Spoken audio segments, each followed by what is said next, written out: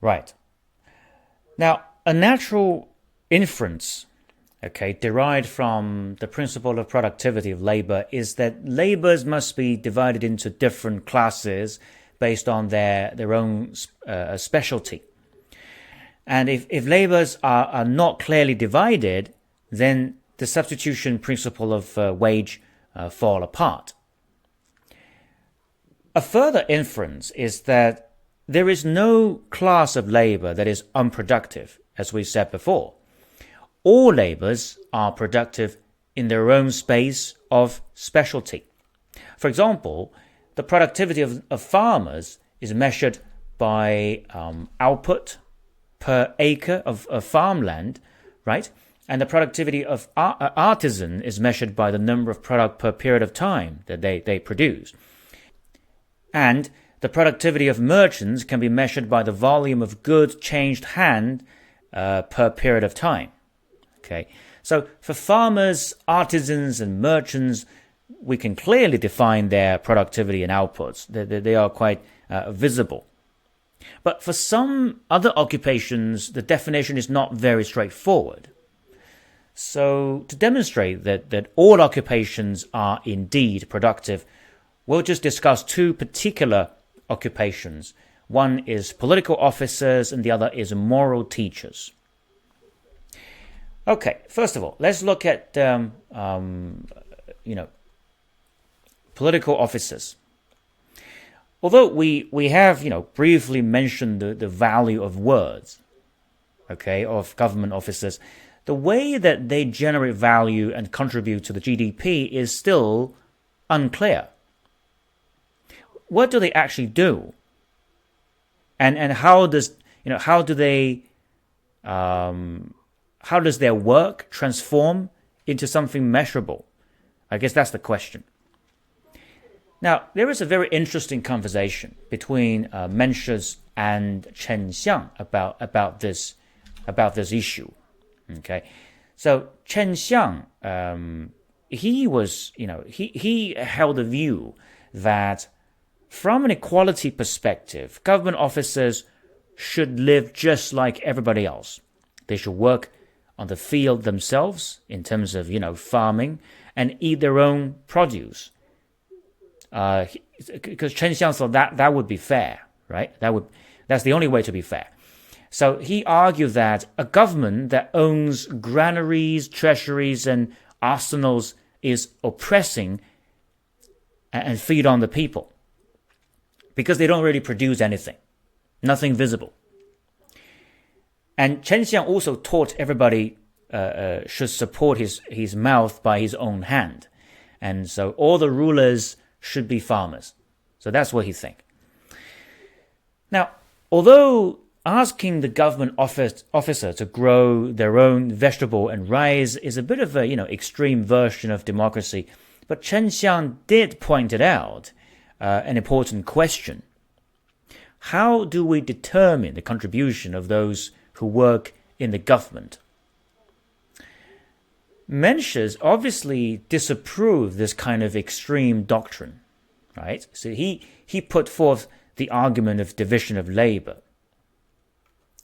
Let's say we work as a farmer and produce our own vegetables and grains. Well, this is fine, okay?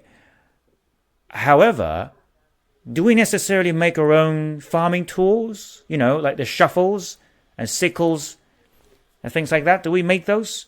Probably not, right? We would have purchased the tools from Amazon or from the tool shop.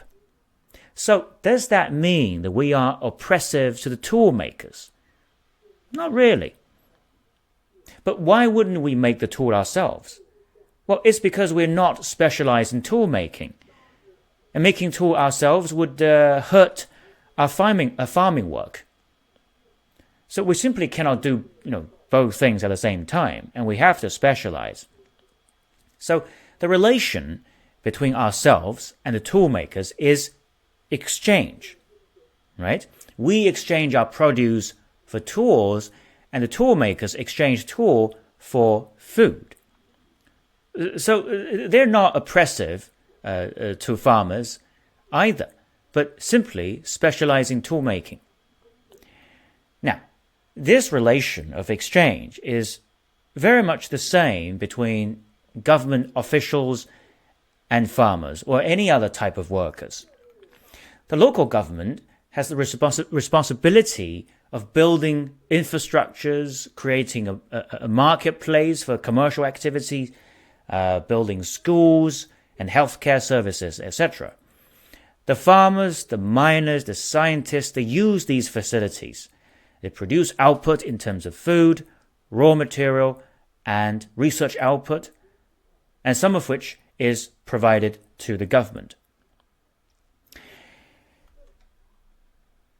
So if we think about the idea of exchange, okay, under the concept of substitution of tillage, we can say that the governing class cannot cultivate the land while doing their own office work. So they simply exchange their services for food from the farmers. And also, the government is in fact, supported by the governed, right? And they don't oppress the people. So, economically speaking, the relationship between the ruler and the subject, manager and the employee, are simply derived from division of labor and expertise. It's not a caste system. So, from this point of view, government officials is indeed productive, even if they don't necessarily produce any visible product like farmers do. In other words, both government officials and farmers are laborers.